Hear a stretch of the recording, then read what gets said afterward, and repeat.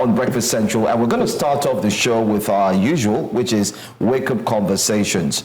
On Wake Up Conversations, we do much to look into some of the key stories, especially news from a fortnight, or you could say top stories from last night. And we're going to start off with one that we would say is heartbreaking, heart-wrenching, and most importantly, because we did talk about it here just on Friday, when the news broke that a Dangote truck had crushed the leg of a very popular celebrity's sister. Yeah. And she took to the social media and kept complaining right before Dangote. They put out a press release, a press statement, which we also felt here on Breakfast Central that didn't look too it was lacking in empathy. It was looking kind of like inhumane. Look at this. And yes, that's what you see. And she said it's not Miss Ruth Otabo. And the update to this story would be that Fina, the last tweet that I saw on her social media was her saying that apparently, as much as she's crying about the condition of her sister, she thinks that it's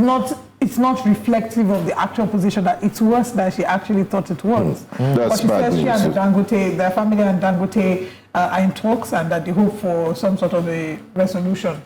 Right. It's sad. But this is just from last week. I recall last week, we also mentioned here that if care is not taken, we would have a 5-day challenge, not a challenge like, well, let's use it for the benefit of, the Gen Z. Advocacy. But it's 5-day advocacy where we would be advocating from Monday to Friday, calling on Dangote to actually have a strong grip and hold on its drivers. But it seems like the world listened to what we said.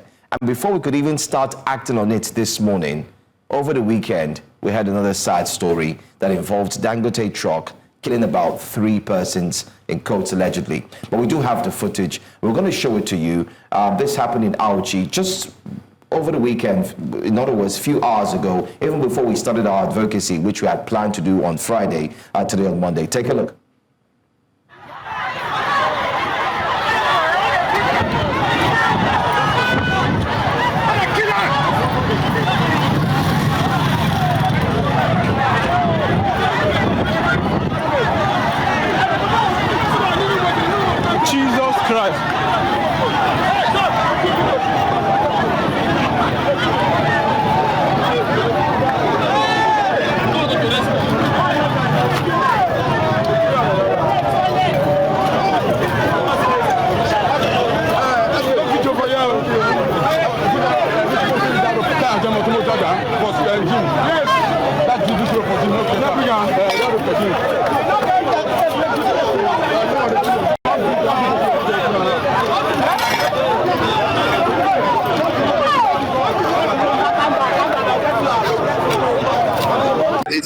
It's an avoidable death. These deaths are very avoidable.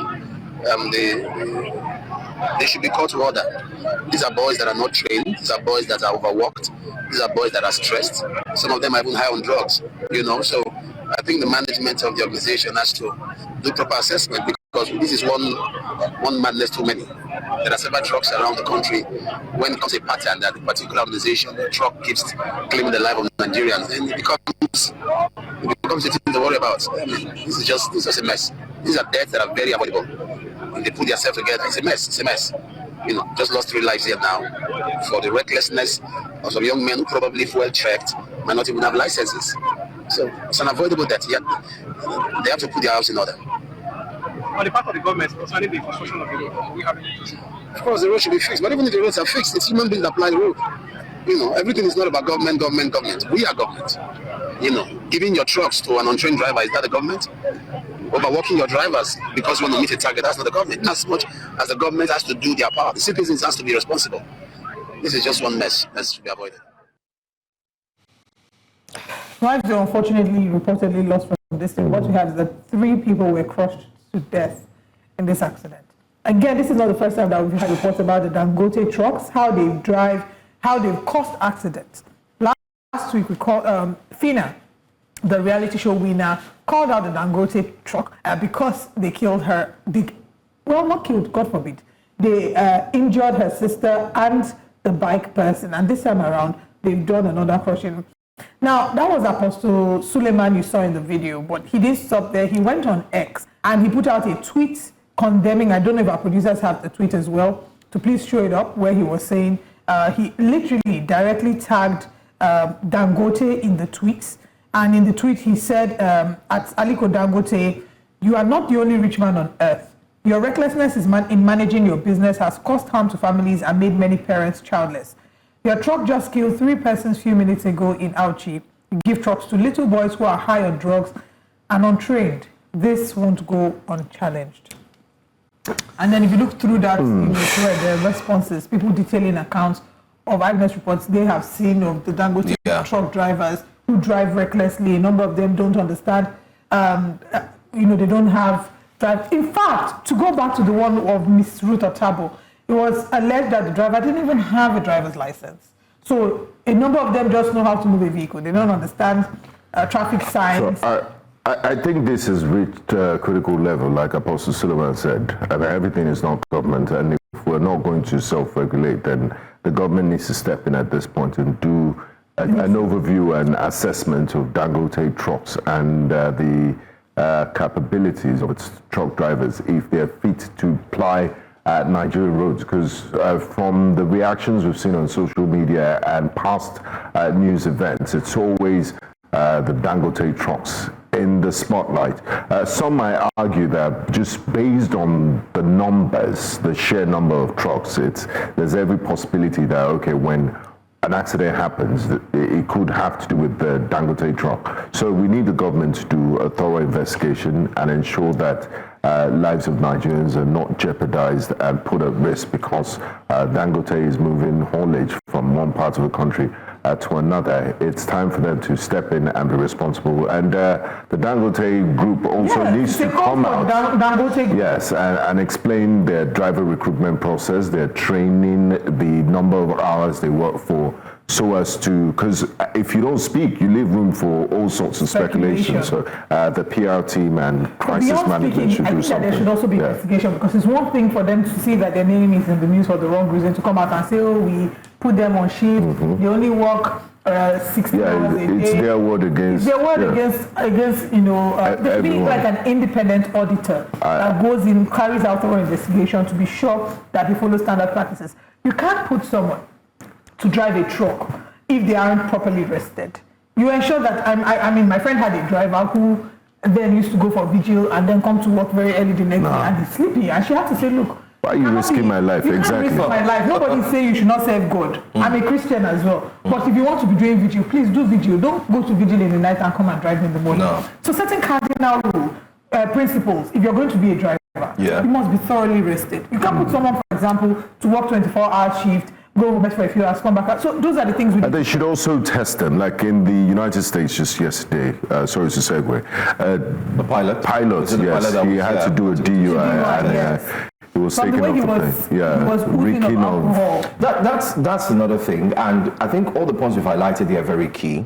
But like I said, and what we said when we started this entire conversation, it's shocking that it looks quite prophetic that just Friday we're talking about carrying out the advocacy starting and less than 48 hours and less than 48 hours, as if it's so it shows the level of frequency this thing happens. I think it's more of something that happens all the time. And there's some that even go unreported. Exactly. The reason why it became an issue last week is because it affected someone prominent. Because Ruth is a sister to an influential figure, a social media sensation and a reality star. So of course she came on social media to use the platform that she has to raise awareness. So it's happened more frequently than we know. And it needs to be checked. It needs to be investigated. And, if currently they have systems that do not ensure that their drivers are thoroughly trained, checked. A number of these people use alcohol. We've seen it even in police officers that have used alcohol to stay awake. I don't understand the logic. I still don't get the fact that one thing we also need to take note of is the fact that Dangote has done fantastically well, especially looking at the fact that he's a great contributor to Nigeria's GDP and the economy as well, in terms of employment, in terms of economy and so on, GDP as we mentioned. But we think this would be a sour taste to the mouth if this aspect of his business is not attended to. And I think he needs to really look internally, even though he has stepped away, like we recently saw, and he's handed over, has a new chairman and the new and so on and so forth, new appointees, because he needs to focus on other businesses. But then again, I think it's high time he calls for an internal review. Let's look at how, Gbenga, you've mentioned the processes of employing the drivers. What do we need to do? Just yesterday, we witnessed a huge number of his trucks applying the Lekki route, so they're in the CNG trucks. Okay. I think good enough. I was with my family, and they were counting. We saw about almost 60 on the road, Lekki Expressway, 60 of them, passing. So many of them. And they've said that's a game changer. Yeah, but we'll get to that later. Exactly. And Ipman has indeed, ticked the boxes with them and said, okay, fine, you're good to go. There was supposed to be 4,000, but we heard due to the Chinese, Nigeria moving into, he had only 450 coming to the country. But that's huge. Now, who will drive these 450 trucks?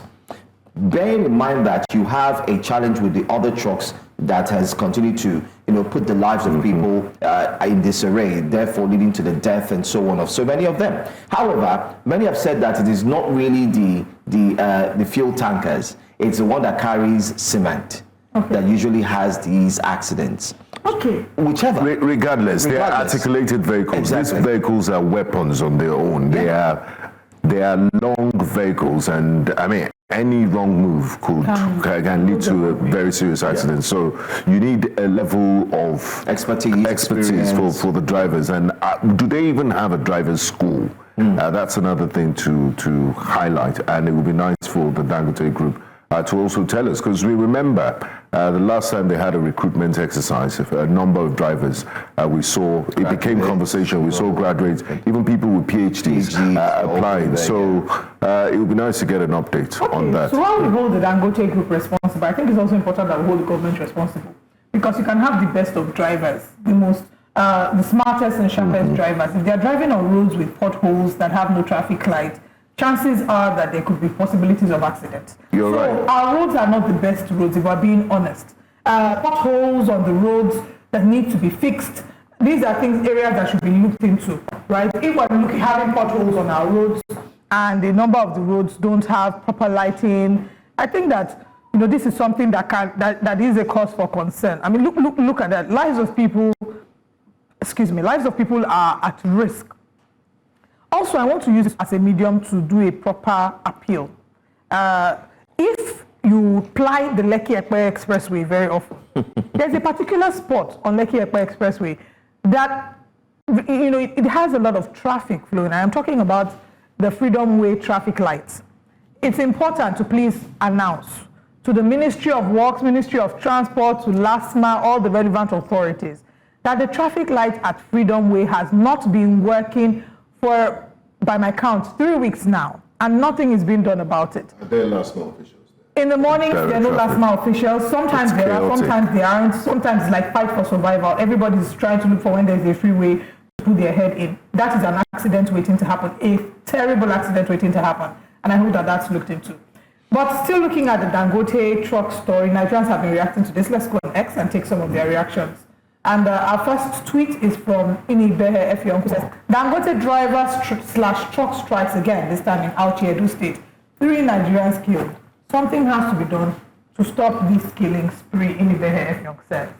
Let's take another tweet. This one is from Okpe Odus. Okpe Odus says, why are they not emphasizing on the condition of that road? That's a death trap on its own. Sometimes you visit some states in the east and you ask if they even have a governor or governments. Okay, we're done with that, but okay. Dangote has enough money to invest in railway to distribute his goods across the country, but he refused. He spoiled all the road network, yet no one is talking. Killing people daily with his truck, this is very bad. And that's from Esio Uwe. We have other tweets, yes. Dangote is not the only successful businessman whose trucks transport goods across the country. There's BUA, there are other companies, but every day of the week it is one Dangote truck or another killing people on the road without consequences. This constant killing is even suspicious. And I was looking at the Twitter feed of the DG of the Nigerian Railway Corporation, Mr. Kade Okpefa, just yesterday, and they successfully managed to move cement from Papalan to Eweko Road. That's where you have the Lafarge limestone factory, from Abeokuta to Ibadan, and that's the beginning of. We need to stop using rail haulage and reduce the number of articulated vehicles we have on our roads. But the road is also a very, very serious issue we need to deal with, and that's why people said Look, priorities. You're doing a 700-kilometer superhighway when Where the existing roads Let's look at are bad. that last tweet that we just put up. The last tweet detailed the ways in which it's avoidable. It says avoidable death. Avoidable is the word. There are a list of avoidable deaths that common Nigerians face daily. Poorly secured containers on trucks falling onto cars and buses crushing passengers. Very avoidable. Let's pause there. A number of us when driving in Lagos, you see these trucks and they have loads on them. All you're thinking is, I need to quickly overtake this person. Or I stay behind them. I stay way behind. So that this thing doesn't fall on me, because the slightest pothole you get into, that whole container will fall on you. We'll have a Second one, issue. exactly, 1,001 ways to die. Head-on collisions due to narrow pothole-ridden roads without proper lane markings or dividers. Very avoidable. 2025, we don't have lane markings. In 2025. In 2025, trucks overloaded and poorly maintained, losing brakes on slopes and ramming into vehicles or pedestrians. Very avoidable. Drivers swerving to avoid deep potholes leading to rollovers. I face this every morning. Very avoidable. Yeah. Overhead bridge collapsed due to weakening old structures and killed road users. Very avoidable. God bless this. God bless you, It's Thank very you. encompassing. Oh, there are even more. Lack of pedestrian walkways with trucks and cars running into people on the roadside. Very avoidable. Bad commercial buses speeding on bad roads, toppling and killing passengers. Very avoidable. This is Gbenga's constituency. Public highways where trucks without reflectors at night plow into vehicles. I mean, how do you carry goods worth millions of naira and then to put a 2,000 naira bulb? It's a problem. It's a problem. And FRSC doesn't see that. Last man doesn't But see it's that. with your small car that they will Road now come safety and doesn't pound see you. that. Yeah. Look at this. This one talking about accidents involving tankers spilling fuel, leading to fires or explosions when locals rushed to scoop fuel. Cars and buses swept away due to drainage, bad drainage and poorly designed roads. Vehicles falling into sinkholes created by erosion and lack of road maintenance. Let's stop lying to ourselves. We don't value human life in this country. In fact, death has become tragically so affordable since we are too divided and bankrupted as a people to afford and demand good governance. This is the truth, and it's bitter. I want to give this man a cold bottle of whatever it is he drinks. Let me quickly state here that from the back of that tweet, March, April, when we had the tankers and then we had the spillage of fuel and people scooping and dying, we had an incident in Asaba. Okay? What happened? The presidency said they're going to set up a committee. And we said it here on this program that it's just all talks. Nothing will happen. Dear presidency, dear Minister of Transportation, whoever had sat down and said, listen, we'll set up this committee. Even the National Assembly, I said they should look into it, the incessant killings of tanker explosions, trucks and so on. It's been months. Nothing. I also did a which way Nigeria. And I think I like what we're doing in Wake Up Conversations, guys. I really like it. I think it's high time we start calling out consistency. Every week you travel a lot, and when you're moving from one place to the other, you hardly hear Save Johnny Olive. Save Johnny, I know. And this is one of the reasons why you need it. You need those prayers, because going out of your house and returning in one piece in Nigeria is a miracle, and you should be thankful, because a lot of these things are avoidable.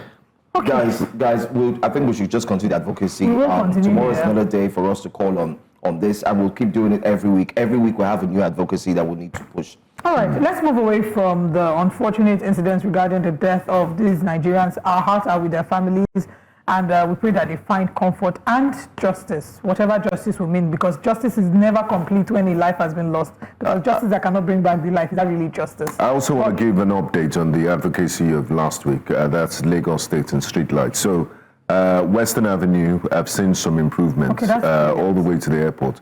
Just some improvement. There's lights, but there are there's stretches where those light bulbs are missing. And then Wales, Alausa, I just drove in front of the governor's office yesterday. That is the center of power for Lagos State. The governor's office is dark, just before the fire station. That's so really sad. They need to do something about it. Okay, let's now move on to a story that is over a week old. We've been following it up from Kwan 1 to Kwan 2. It's the story of Comfort Emmanson and Ibom Air. You recall the whole journey, no need to go over it. If you have missed it, you can check our previous conversations here on Wake Up Conversations. But now let's bring you the latest update. Comfort Emmanson has talked about her own side of the divide, and she was in prison for a while. She was in Kirikiri, and when she came back from Kirikiri prison, she shared her own side of the story. And let's take a look at the video. Okay. All right. I mean, just to also quickly give you a brief, if you see here, this is the air hostess that she had an issue with. They forcibly removed her from the plane, tore her outfit, pulled it up in a way that showed her breasts, and removed her from the plane. And the first time that this story broke, the first issue that was raised was criticizing Comfort Emmanson's action towards the air hostess and the sort of violence, right? They were criticizing it terribly. And by the time the next day we got a fresh update saying that she was possibly removed from the plane in the way that she was, then the tide shifted and Ibom Air became, went under fire. But now, Comfort had been quiet since she got out of Kirikiri prison. She's finally spoken. Let's take a look at the video. 10th of August, on Sunday, I boarded a flight from Uyo to Lagos. So when we're inside the aircraft, the normal procedure happened. The lady, Juliana, was telling everybody from the front, like from the front seats, coming to the back because I was at the back. So she came to me. She said she came to me. So when she was coming forward, so she came and I was struggling to put my phone. I was putting my phone on flight mode. So she said no, that I have to put it off. So I told her that one of my phones, because I was with two phones, one of my phones is for a fault. The phone is bad. The power button is bad precisely. So I showed her that the power button is bad. So she said I can put off my phone without the power button. I said okay. So she said I should go to my settings. So while she was telling me go to your settings and all that, I went to my settings. So she said go to your general. So while trying to do that, the pressure from her, so the man that was sitting on my right now helped me and off one of the phone, put one of the phone off while we were struggling on the other one that has the power button is still. So she said I should go to the my general. I went to the general. I went to the settings and the general. So when I told her, okay, please, before then, I told her, please, can you assist me and spell general? She said she cannot touch my phone. She can never touch my phone. Children of nowadays. So I now turned to the guy that helped me to off one of my phone. I told him, please, can you assist me and spell general? So the guy now collected my phone and showed me and spelled type general on this thing. So when I went to her, okay, this is the general, I am here now. So the phrase that she was even giving me was not even encouraging. I had to plead with the same guy again on my right. So please, can you please do you know how to she said, do you know how to help me and off it from here, please? He now said, okay, no problem. He helped me and off the phone eventually. So now off the phone, the two phones, put it where it's supposed to be on the aircraft. And I thought, okay, I have offed my phone. So when she wanted to leave, she said, you'll see. I didn't take that to heart because I've already eventually offed my phone, which I was having problem in offing it. So I eventually off the phone. So that was it. When we landed Lagos, everybody was going out of the aircraft. I was pressed. I went to pee. So going to the toilet, somebody was already inside the toilet, and I had to wait for the person to come out. So when the person eventually came out, I went inside and pee and mostly come out. I cannot stay inside the aircraft, inside the toilet, because it's so small and so uncomfortable to be in there. So I now rushed pee and packed myself again and come outside. So coming outside, everybody already left. I had to rush, carry my stuffs and move to rush out of the aircraft. So going out of the aircraft, this lady Juliana stopped me.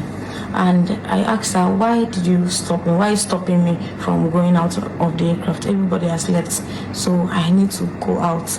She didn't say anything to me. She was just staring at me with the same bad eye. And that was when I remember that this is the same person that was instructing me to put on my phone. I eventually did. So she said, she didn't say anything. No, she didn't say anything. She just she was just staring at me. It's a very long video. I think it's about 5 minutes long. Unfortunately, you can't play all of it. But she details the story from her own perspective, talking about it. And I'm glad that she's speaking up. Well, we all supported her in certain areas, and the fact that one, she had been stripped of her right to dignity of human person in the way that she was handled. Again, from her own account, I still think that there are some missing parts in the story. Her story is very, very similar to the one that the eyewitness, Mr. Ogebe David, shared a while back when he, shared his own account of being there. Turning off the phone. It's very, very similar. But I'll come back to share my thoughts. Let's get Nigerians' reactions to it on X. A few of the tweets. Emmanuel Obi Shesan says, "I'm not taking sides, but documented video evidence of you physically abusing someone. Did you consider the potential impact of that abuse on their mental health? It seems your anger is a major factor in what you're experiencing right now. Regardless, I do wish you the best." Nice, simple, straight. The thing is, your body has been exposed a long time ago. What is this? Read now. What's the difference between what was done and pictures of her out there wearing bikinis and stuff? She's just seeking pump. First of all, this is a very ridiculous tweet. This is a silly tweet. It's a silly mindset. Her bikini picture that she put on her social media has nothing to do with somebody stripping off her clothes. The question is, why did he? So he went to her social media page too. That was such a mindless tweet. A very, very intellectually lacking tweet.